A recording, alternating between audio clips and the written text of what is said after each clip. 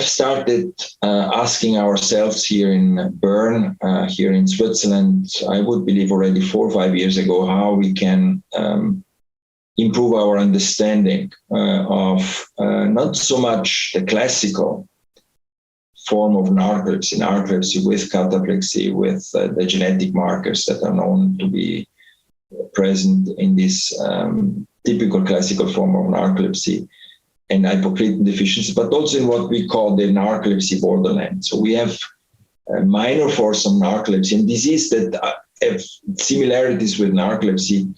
And in this so-called borderland of narcolepsy, diagnosis, treatment, prognosis are very uncertain. There is a big debate that has been ongoing for the last 20, some people could say 40 years, which reflect the fact that we don't have good diagnostic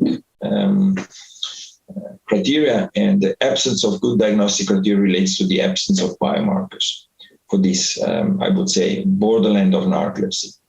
In fact, there is even a controversy whether the borderland is a rare group of disorders or whether this is much more common. I make the analogy with multiple sclerosis. I mean, when I started neurology, the picture that most of us had of multiple sclerosis was that of a very severe disease, patient being cognitively impaired, being on a wheelchair, being incontinent. And this is unfortunately the full-blown late stage of MS. Now, research in that field has shown us that we have many more patients which show, a minor manifestation or an incomplete manifestation. This is obviously a population that we try to treat today to prevent, the late stages. The same is actually, or a similar discussion is ongoing in terms of the narcolepsy and the narcolepsy borderland.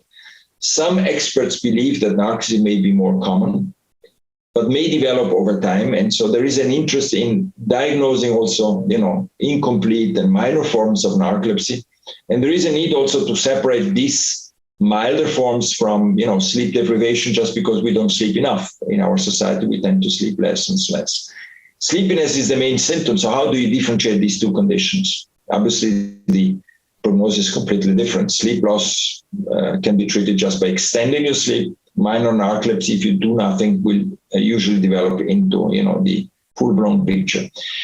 So this need for better diagnosis, better biomarker, and eventually new targets also for interventions made us think about what we call today Sphinx. This is a study, by the way, the acronym stands for Swiss Primary Hypersomnolence and Narcolepsy Cohort Study.